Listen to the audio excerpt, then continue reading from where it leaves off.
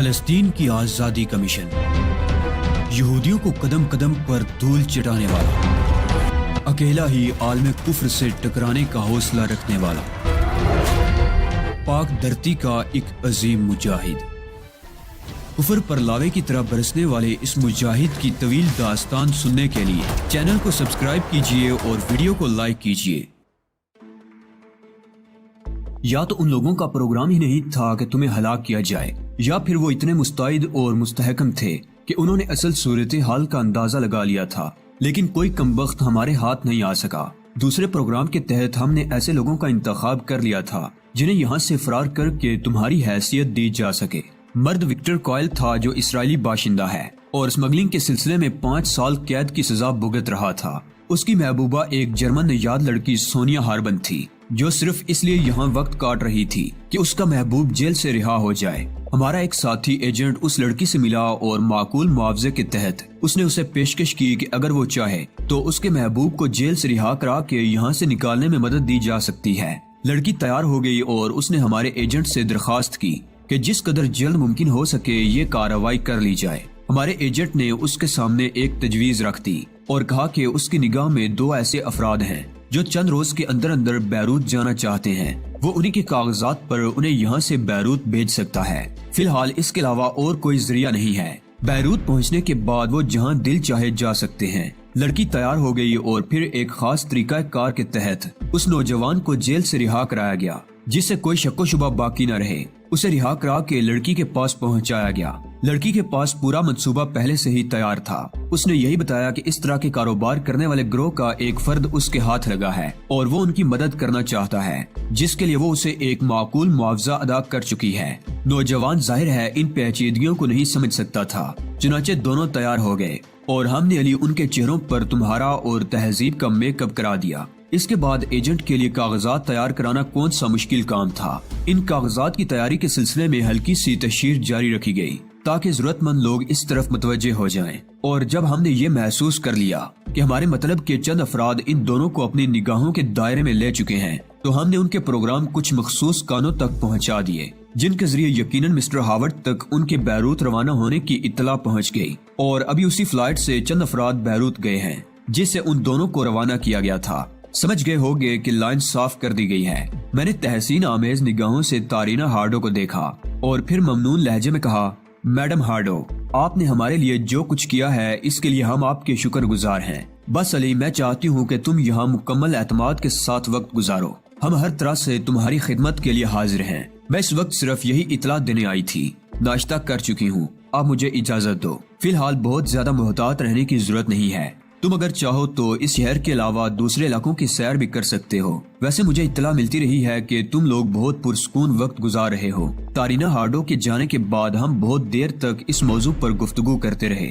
تہذیب مالکم ایکس بہت خوش نظر آ رہی تھی۔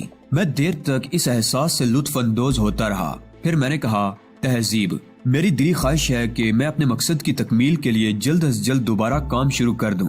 ایک مشورہ چاہتا ہوں تم سے۔ کہو، تہذیب نے پرخلوص لہجے میں کہا۔ جیسا کہ میں نے تمہیں بتایا کہ میرے ذہن میں اس انداز میں کام کرنے کا منصوبہ ہے، لیکن اس منصوبے کی تکمیل کے لیے ہمیں بڑی محنت سے کام کرنا ہوگا۔ اگر ہم اپنے درمیان کچھ ساتھی اکٹھے کر لیں اور وہ ایسے ہوں جن پر ہم مکمل اعتماد کر سکیں تو کیا اس کام کی ابتدا میں آسانی نہ ہو جائے گی؟ بالکل ہو جائے گی، لیکن ایسے ساتھیوں کا انتخاب سب سے مشکل کام ہوگا علی۔ ہاں میں جانتا ہوں، اور اسی لیے کام کی ابتدا کرنے سے پہلے میں اس پر خوب غور و خوض کر لینا چاہتا ہوں۔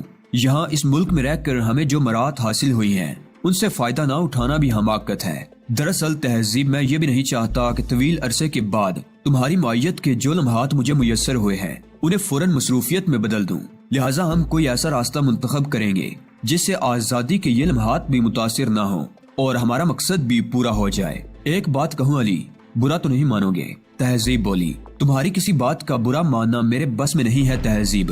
تمہارے انداز فکر میں ایک تبدیلی محسوس ہوئی ہے مجھے۔ یوں لگتا ہے جیسے پہلے تم یہاں سے نکل جانے کے خواہاں تھے، لیکن اب کسی وجہ سے اپنے اس مقصد میں تساہل برتنے کے خواہش مند ہو۔ میرے ہونٹوں پر مسکراہٹ پھیل گئی۔ میں نے آنکھیں بند کر کے مسکراتے ہوئے اسے مخاطب کیا۔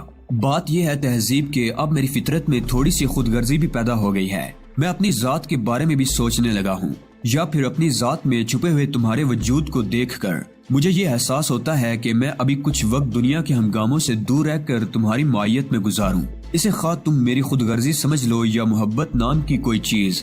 تہذیب کے ہونٹوں پر ہلکی ہلکی لرزش نمودار ہوئی۔ میں نے اس کے وجود میں ایک کپکپاہٹ سی محسوس کی۔ میری ان الفاظ پر شرمانے کے بجائے اس کے چہرے پر گہری سنجیدگی طاری ہو گئی۔ وہ لرزتے ہوئے لہجے میں بولی، علی، مجھے جذبات کی دنیا میں نہ بھٹکاؤ، میری کہانی بھی تم سے پوشیدہ نہیں ہے، میری زندگی کا کوئی پہلو تمہاری نگاہوں سے اوجھل نہیں ہے۔ مجھ سے یہ اعتراف نہ کراؤ کہ میں اپنی زندگی کے اس پہلے دور کو بھول گئی ہوں۔ مجھے یہ محسوس ہوتا ہے جیسے مشرق میرے وجود میں سما گیا ہے۔ میرا جی چاہتا ہے کہ مشرقی روایات میری زندگی کا سرمایہ بن جائیں، میں ایک چھوٹا سا گھر بناؤں اور اس میں تمہاری خدمت کرتی رہوں۔ لیکن علی، میری محبت اس بات کی متقاضی ہے کہ میں تمہیں تمہارے مقصد سے نہ ہٹاؤں۔ مجھے آزمائش میں نہ ڈالو علی، لیکن ایسا نہ ہو کہ تم مجھ پر اعتماد کرنا چھوڑ دو۔ تہذیب کا بدن ہولے ہولے لرز رہا تھا۔ میں اس کے قریب پہنچا اور میں نے بڑے اعتماد سے اس کا سر اپنے سینے پر ٹکا لیا۔ نہیں تہذیب، تمہاری کیفیت کو سمجھنے کے لیے مجھے اپنے اندر جھانک لینا کافی ہے۔ اور سنو، میں جذباتی ہو کر یہ بات نہیں کہہ رہا۔ اب تک کی زندگی آگ اور خون کے صحرا میں گزاری ہے۔ موت کی ہولناک چیخیں لمحہ بلمحہ کانوں کے قریب سے گزرتی رہی ہیں۔ گریوالز کے قید خانوں میں موت کے اتنے قریب سے گزرا ہوں کہ زندگی بے وقت شے معلوم ہوتی ہے۔ میں نے زندگی سے حسین تصورات کو ہمیشہ کے لیے کھرچ کر پھینک دیا تھا۔ میری داستان حیات کا ایک ایک لمحہ خوف سے تحریر ہوتا ہے، اور اب جب اس ریگزار میں کچھ حسین پھول کھلے ہیں تو سچ یہی ہے کہ میں ان کا نظارہ چاہتا ہوں۔ تہذیب، مجھے حق ہے کہ میں اپنی ذات کا بھی کچھ احساس کروں۔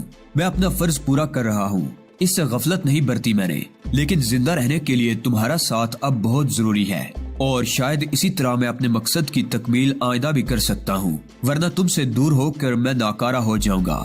یہ ملک بہت حسین ہے، ہم کچھ عرصہ یہاں گزاریں گے، سیر و تفریح کریں گے اور زندگی کو ان رعنائیوں کے حصول میں صرف کریں گے جن کا ہر زیرو طالب ہوتا ہے۔ ہاں علی، میں بھی یہی چاہتی ہوں۔ تہذیب بے اختیار ہو گئی اور اس کے بعد ہم دونوں دیر تک جذباتی گفتگو کرتے رہے۔ پھر تہذیب سنبھلی تو اس نے شرمگی نگاہوں سے مجھے دیکھتے ہوئے کہا، لیکن یہ سمجھ لو علی کہ یہ سب کچھ تمہاری ایما پر ہوا ہے، ورنہ خدا کی قسم میں اس وقت تک تمہیں مصروف کار دیکھنا چاہتی تھی جب تک تمہاری زندگی کا یہ مشن پورا نہ ہو جائے۔ مشن جاری رہے گا تہذیب، اور ہم زندگی کی رعنائیوں سے منہ بھی نہیں موڑیں گے۔ ہاں، اگر تم نہ ملتی تو میں زندگی کے اس رخ کے بارے میں سوچتا بھی نہیں۔ اس نئے فیصلے سے ہم دونوں بے حد مطمئن ہو گئے تھے۔ اس وسیع و عریض ملک کے بارے میں معلومات حاصل کرنا زیادہ مشکل کام نہیں تھا۔ ہر جگہ کے نقشے کتابی شکل میں دستیاب ہو جایا کرتے تھے، چنانچہ ان نقشوں کی مدد سے ہم نے مختلف علاقوں کے بارے میں تفصیلات معلوم کی، اور پھر ایک خوبصورت جزیرے کا انتخاب کیا گیا جو سان اسٹیلو کے نام سے پکارا جاتا تھا۔ ہم نے طے کیا کہ اس جزیرے پر جا کر کچھ وقت گزاریں گے۔ تارینا ہارڈو کو اس بارے میں اطلاع دینا ضروری تھا، چنانچہ اس رات وہ ہمارے ساتھ کھانے میں شریک ہو گئی۔ ہمارے اس فیصلے سے وہ بے حد خوش ہوئی تھی۔ سان اسٹیلو جزیروں کی جنت کہلاتا ہے، اس نے کہا۔ بلندیوں سے گرتے ہوئے آبشار اور ان کے دامن میں پھیلے ہوئے گھاس کے حسین میدانوں میں تمہیں تفریحی ٹرالروں کی بہت بڑی تعداد نظر آئے گی۔ اس علاقے میں بین الاقوامی آوارہ گردوں کے گروہ بہت زیادہ نظر آتے ہیں۔ ہر جگہ رقص و موسیقی ملے گی تمہیں۔ یقیناً میرے وطن کے اس حصے کو دیکھ کر تمہیں بہت خوشی ہوگی۔ اس کے علاوہ اگر تم چاہو تو میں اپنے طور پر تمہارے لیے وہاں آسائشوں کا بندوبست کر دوں۔ چھوٹے چھوٹے کئی ہوٹل بھی وہاں موجود ہیں۔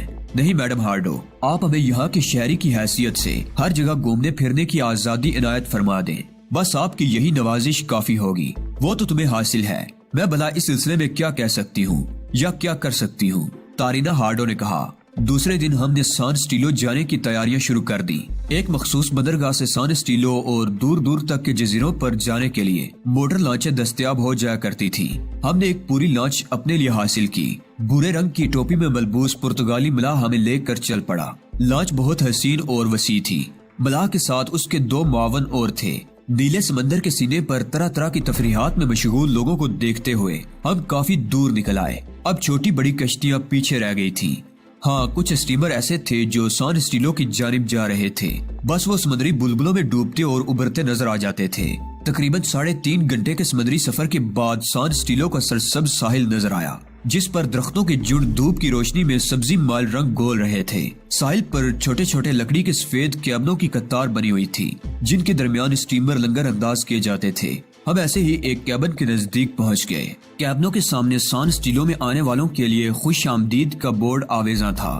घुटनों से ऊंचे स्कर्ट वाली एक गुलाबी सी लड़की ने, जिसका कद 5 फुट से ज्यादा न रहा होगा, आगे बढ़कर हमारी पजीराई की और हमें सयाह की हैसियत से सान स्टीलो की जन्नत में पहुंचने की मुबारकबाद पेश की। फिर अपनी खिदमत पेश करते हुए उसने शुस्ता अंग्रेजी में कहा, अगर आप पहली बार सान स्टीलो आए हैं तो मेरी खिदमत आपके लिए बहुत मुफीद साबित होंगी। आप घास के मैदानों में ट्रालरों में कयाम इख्तियार करेंगे या फिर किसी 3 मंजिला होटल की रिहाइश गाह आपको पसंद आएगी। बेहतर ये होगा मिस के आप हमें कोई ट्रालर दिलवा दें। मैं गैन मिलर कंपनी की नुमाइंदा हूँ। हमारे 5 ट्रालर इस वक्त आपको खाली मिलेंगे। हर आसाइश इनमें मौजूद है। आप इनमें से कोई भी पसंद फरमा लीजिए, मैं आपके साथ चलती हूँ। लड़की ने 3 रंगों की एक बबल कार स्टार्ट की और हम दोनों उसके साथ बैठकर चल पड़े। पतली पतली सड़कें बहुत ही खूबसूरत अंदाज में बनी हुई थी। ये 2 रवैया सड़कें दरमियान से खाली थी और नीचे खुसूसी गहराइयां नजर आ रही थी। पहाड़ियों के ऊपर से गुजारी जाने वाली ये सड़कें हमें अतराफ की हसीन मनाजर से लुत्फ अंदोज कराती हुई बिलाखिर एक ऐसे इलाके में ले गई जहाँ काफी बुलंदी से एक बहुत चौड़ा आबशार गिर रहा था। खुशनुमा ट्रालर घास के उस मैदान में सफेद सफेद खिलौनों की मानित बिखरे नजर आ रहे थे। बबल पतली पतली पगडंडियों के जरिए गहराइयों में उतर रही थी और फिर एक जगह जाकर रुक गई। बहुत से सयाह इधर उधर घूमते फिरते नजर आ रहे थे। पहला ही ट्रालर जो उसने हमें दिखाया काफी कुशादा और हमारी पसंद के मुताबिक था, इसलिए हमने मजीद ट्रालर देखने की फरमाइश ना की और उस पहले ट्रालर की अदायगी 1 माह के लिए कर दी। इसके साथ ही हमने इस नन्ही मुन्नी गुड़िया जैसी लड़की को अच्छी खासी रकम टिप के तौर पर दी थी। उसने हमें अपना फोन नंबर दिया और एक समत इशारा करती हुई बोली, उधर टेलीफोन बूथ की कतार है, कोई भी जरूरत हो आप किसी भी टेलीफोन बूथ से इस नंबर पर रिंग करके अपनी जरूरत बयान कर दें। हम आपको यहाँ हर किस्म की सहूलत मुहैया करने के पाबंद हैं। लड़की अपनी नन्ही मुन्नी सी कार में बैठकर चली गई तो हम ट्रालर में आ गए। तहजीब के रुखसारों से मुसर्रतों की शफक फूट रही थी। वो इस हसीन दुनिया में आकर बेपनाह खुश थी। हमने इलाके की मुनासबत से अपनी तफरीहात का प्रोग्राम बना लिया। रात हुई तो उस वसीओ अरीज सब्जाजार में रोशनियों के कंवल जगमगा उठे। जगह जगह से मौसीकी की आवाजें उबर रही थी। हसीन और खंखते हुए कहकहे दूर दूर तक बिखरे हुए थे। हम उस पुरफजा मंजर की सैर करने के लिए निकल आए। खुशबख्ती से आसमान शफाफ था और फजा बादलों से पाक थी। जब चांद निकला तो उस हसीन मंजर में हजारों गुना इजाफा हो गया। पहाड़ों की बुलंदियों से नुकरई चांदनी पानी में घुल कर नीचे की समत आने लगी और हम बेख्तियार आबशार की जानिब चल पड़े, जहाँ बेशुमार जोड़े फितरत के हुस्न से लुत्फ अंदोज हो रहे थे। ये जदीद दुनिया का एक जदीद तरीन मकाम था। यहाँ की अकदार मशरिक से मुख्तलिफ थी, चुनाचे चारों तरफ बिखरे हुए मनाजर हमारी फितरत से हम आहंग न हो सके और हम किसी तरह और पुरस्कून गोशे की तलाश में आबशार की दूसरी जानिब चल पड़े। आबशार से गिरते हुए पानी से बनने वाली एक छोटी सी नदी के किनारे पड़े हुए पत्थरों पर बैठकर हम गुनगुनाती हुई नदी की रवानी से लुत्फ अंदोज होते रहे। जुबानें खामोश थी लेकिन एहसासात एक दूसरे की कैफियत के तर्जुमान थे। आधी रात तक हम दोनों यहाँ रहे और इसके बाद ट्रालर में वापस आ गए। सान स्टीलो के 3 दिन इस तरह गुजरे कि एहसास भी ना हो सका।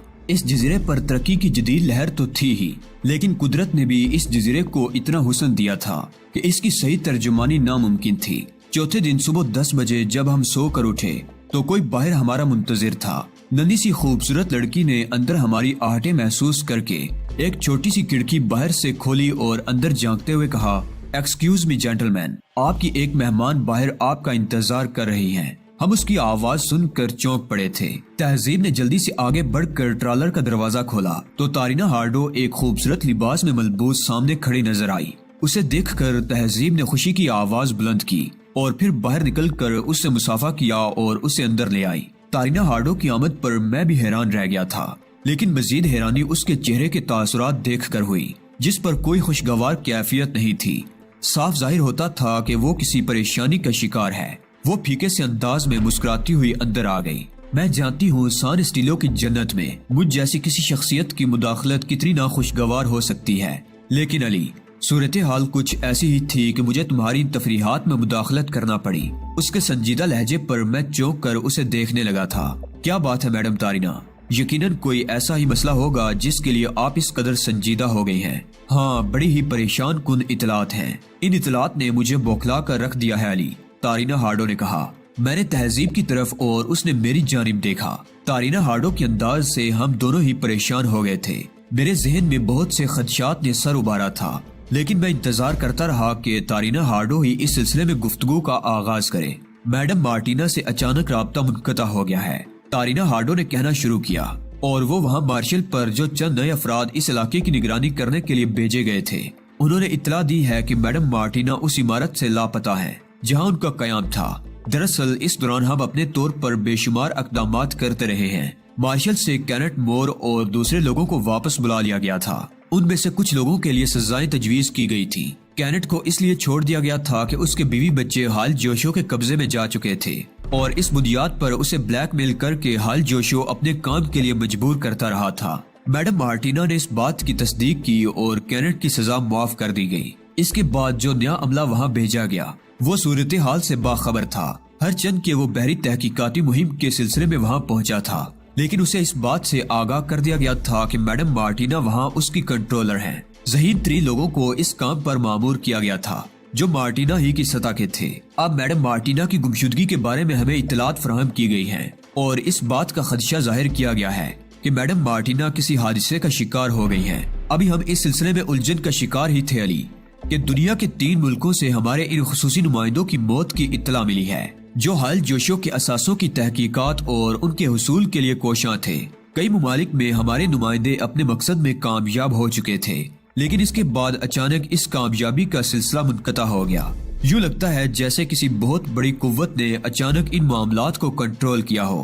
اس قوت کے بارے میں کوئی اندازہ نہیں ہو سکا کہ اس کا تعلق دنیا کے کس ملک سے ہے یا کون لوگ اس سلسلے میں عمل پیرا ہیں۔ ان 3 نمائندوں کی موت انتہائی پراسرار حالات میں ہوئی ہے، یہ بات بھی گوار کر لی گئی، لیکن اب نوبت یہاں تک پہنچ گئی ہے کہ ابھی 2 دن قبل ہمارے وزیر داخلہ کے خصوصی سیکرٹری پر قاتلانہ حملہ ہوا، اور یہ حملہ اس انداز میں کیا گیا کہ ہم سب حیران رہ گئے۔ وزارت داخلہ کی ایک اہم میٹنگ جاری تھی کہ اچانک فرسٹ سیکرٹری کے پی اے نے اپنی جیب سے پستول نکال کر فرسٹ سیکرٹری پر اندھا دھند فائرنگ شروع کر دی۔ خوش قسمتی تھی کہ یہ فائرنگ بدحواسی کے عالم میں کی گئی تھی، اس لیے فرسٹ سیکرٹری زخمی تو ہو گئے لیکن ہلاک نہ ہو سکے، اور اپنی اس کوشش میں ناکام ہو کر ان کے پی اے نے پستول کی نال اپنی کن پٹی پر رکھ کر ٹریگر دبا دیا، جس سے اس کی وہیں فوری طور پر موت واقع ہو گئی۔ اس سلسلے میں اب تک جس قدر تحقیقات ہوئی ہیں ان سے کوئی نتیجہ اخذ نہیں کیا جا سکتا۔ پی اے ایک فرض شناس اور ذہین آدمی تھا، اس کی ساری زندگی کا ریکارڈ بے داغ ہے اور اس کی ذات پر کسی قسم کا شک و شبہ نہیں کیا جا سکتا۔ ہمارے خصوصی ڈپارٹمنٹ کے چند افراد نے اس خدشے کا اظہار کیا ہے کہ ان واقعات کا تعلق آبدوز کے واقعے سے ہو سکتا ہے، یعنی رد عمل کے طور پر یہ تمام کارروائی عمل میں آئی ہے۔ بیرونی دنیا میں حال جوشو کے ذریعے مفادات حاصل کرنے والے جن چند ایجنٹوں کو قتل کیا گیا ہے وہ بہترین کارکردگی کے مالک ذہین ترین افراد تھے۔ ان کی موت ہمارے وطن کے لیے ایک عظیم سانحہ ہے، چنانچہ فوری طور پر تمام کارروائیوں کو روک دینے کا فیصلہ کیا گیا ہے جو اس سلسلے میں کی جا رہی تھی۔ میڈم مارٹینا کی گمشدگی بھی بے حد پراسرار ہے، گویا حال جوشو کی حیثیت سے ہم نے جو کنٹرول حاصل کیا تھا وہ ناکام رہا، اور اب اس سلسلے میں مزید کوئی کوشش کرنا اپنے آپ کو دلدل میں پھنسانے کے مترادف ہے۔ بات وہیں تک رہتی تو شاید اس قدر تشویش کا اظہار نہ کیا جاتا، لیکن ہمارے اپنے ملک میں جو کچھ ہوا ہے وہ بھی قابل توجہ ہے، اور اس سلسلے میں مجھے وزارت داخلہ کی طرف سے خصوصی ہدایت کی گئی ہے کہ میں آپ کو بھی محتاط کر دوں۔ میں یہ نہیں کہہ سکتی علی کہ اس سلسلے میں آپ کو بھی ملوث کیا جا سکتا ہے، لیکن اگر ان لوگوں کی معلومات بالکل مکمل ہیں اور ہمارے نقطۂ نگاہ کے مطابق یہ سب اسی کارروائی کا رد عمل ہے تو پھر وہ آپ کی طرف سے بھی غافل نہ ہوں گے اور آپ کو محتاط رہنا پڑے گا۔ بڑی تشویشناک اطلاعات ہے میڈم تارینا ہارڈو، کیا اس سلسلے میں محکمہ داخلہ کی جانب سے میرے لیے کچھ خصوصی ہدایات ہیں؟ میں نے سوال کیا۔ صرف اتنا کہ آپ اپنے طور پر بھی محتاط رہیں، اور اگر آپ اجازت دیں تو ہم آپ کے تحفظ کے لیے کچھ لوگوں کا یہاں بھی بندوبست کر دیں۔ نہیں میڈم ہارڈو، میرا خیال ہے مجھے اس کی ضرورت نہیں ہے، تاہم یہ ضروری تھا کہ آپ مجھے صورتحال سے آگاہ کر دیں۔ میں اپنے طور پر بھی اس سلسلے میں جو کچھ کر سکتا ہوں یقیناً کروں گا۔ گویا آپ اس بات کی اجازت نہیں دیتے کہ آپ کے گرد کچھ لوگوں کو متعین کر دیا جائے، ہرگز نہیں، یہ احتیاط نقصان دہ بھی ہو سکتی ہے میرے لیے، میں نے کہا، اور تارینا ہارڈو پر خیال انداز میں گردن ہلانے لگی۔ میں آپ کی زندگی اور صحت کی خواہاں ہوں مسٹر علی، بس اس لیے حاضر ہوئی تھی۔ مجھے افسوس ہے کہ میں نے آپ کے ذہن کو تقدر کا شکار کیا، لیکن یہ ضروری تھا۔ اب میں اجازت چاہوں گی۔ اتنی جلدی؟ ہاں، ہمیں اس سلسلے میں جو احکامات جاری کیے گئے ہیں ان کے تحت میں اور میرا محکمہ سخت مصروف ہو گیا ہے، اور ہم کوشش کر رہے ہیں کہ جلد از جلد صحیح صورتحال ہمارے علم میں آ جائے۔ تارینہ ہارڈو ہمارے اصرار کے باوجود ایک لمحہ بھی نہ رکی اور ہم سے اجازت لے کر چلی گئی۔ اس کے جانے کے بعد میں اور تہذیب پرخیال انداز میں ایک دوسرے کو دیکھنے لگے۔ تہذیب نے کہا، میرا تو خیال ہے کہ تارینہ ہارڈو کا اس وقت یہاں آنا ہمارے حق میں بہتر نہیں ہوا۔ اس جیسی ذہین عورت سے اس غلطی کی امید نہیں تھی۔ تم خود سوچو، اگر وہ لوگ ان کے راستے پر لگ چکے ہیں تو پھر تارینہ کا تعاقب ضرور کر رہے ہوں گے۔ میرا خیال ہے علی، تارینہ کے ذریعے ہماری نشاندہی ہو گئی ہے۔ تہذیب مالکم ایکس کا یہ کہنا غلط نہیں تھا۔ میں جانتا تھا کہ تارینہ نے اس سلسلے میں یقیناً خیال رکھا ہوگا، لیکن اس کے باوجود اس سے غلطی ہو سکتی تھی اور ان حالات میں میرا محتاط ہونا ضروری تھا۔ میں پرخیال انداز میں گردن ہلاتا رہا، پھر میں نے کہا، تہذیب، حال جوشو کا کیس ختم ہو جانے کے بعد ہمارا ان واقعات سے کوئی تعلق نہیں رہا ہے اور نہ ہی یہ ہماری ذمہ داری ہے کہ ہم تارینہ ہارڈو کی اس سلسلے میں کوئی مدد کریں۔ یوں بھی ہمارا یہاں رہنے کا کوئی مستقل ارادہ نہیں ہے۔ میں یہ صرف اس لیے کہہ رہا ہوں کہ میں اس نئے مسئلے میں نہیں پھنسنا چاہتا۔ ظاہر ہے اگر یہ کوئی انتقامی کارروائی ہے تو اس کا تعلق براہ راست فلسطین یا مجھ سے نہیں ہے۔ ان لوگوں کو خود اس معاملے کو نمٹانا چاہیے اور ہمارے لیے اب مناسب یہ ہوگا کہ ہم یہ ملک چھوڑ دیں۔ تم اس بات کا مقصد اچھی طرح سمجھ رہی ہوگی۔ ایک ایسے کام میں اپنی قوت ضائع کرنے کا کیا فائدہ جس کا تعلق براہ راست ہم سے نہیں ہے۔ میں تم سے متفق ہوں علی، میرا بھی یہی خیال ہے، ہمیں اب یہ جگہ چھوڑ دینا چاہیے۔ تو پھر ٹھیک ہے، تیاریاں کر لو، ہم یہاں سے روانہ ہو جائیں گے، میں نے کہا، اور تہذیب نے فوری طور پر اپنی جگہ سے اٹھ کر سامان سمیٹنا شروع کر دیا۔ وہ مجھ سے پوری طرح متفق تھی، لیکن میں یہ بھی سوچ رہا تھا کہ اگر تہذیب کا خدشہ درست ہے تو پھر اس بات کی امکانات بھی ہیں کہ اس ٹرالر کے اطراف میں کچھ لوگ موجود ہوں۔ بہرحال صورتحال جو کچھ بھی ہو، کم از کم یہاں رہنا اب میرے لیے کسی طور سود مند نہیں تھا۔ یہ سوچ کر دل ہی دل میں ہنسی بھی آئی کہ اس سے قبل خطرناک ترین حالات میں بھی میں نے پریشان ہونا نہیں سیکھا تھا، لیکن اپنی زندگی کے ساتھ کسی اور کی زندگی وابستہ ہو جائے تو انسان میں کس قدر تبدیلیاں آ جاتی ہیں۔